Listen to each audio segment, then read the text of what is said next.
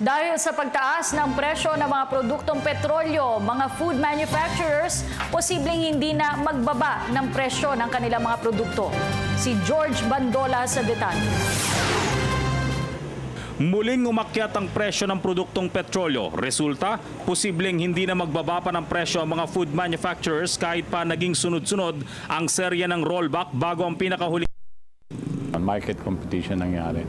Ang aming pong monitoring, meron pong nag-adjust ng presyo pababa dun po sa mga gatas, kape, some sardines, some brands of sardines, I think condiments also, no. Hindi po naging lahat, no. Dahil sabit po nila yung diesel kasi hindi naman part ng production cost yun That is part of moving the goods. Sabi ni Dimagiba, may ilang nag-comply sa kanilang panawagan noon ng pagbababa ng presyo ng mga basic commodities. Mas marami ang hindi. Pero pagtitiyak ng kalihim, sumusunod naman sa itinakdang suggested retail price sa mga negosyante. At least maganda pong panuntunan yon kahit po yung presyo ng diesel bumaba. At ngayon tumaas naman na masyado malaki. So, ino-observe po natin kung ano ang magiging kalakalan. But so far, okay naman po yung presyo.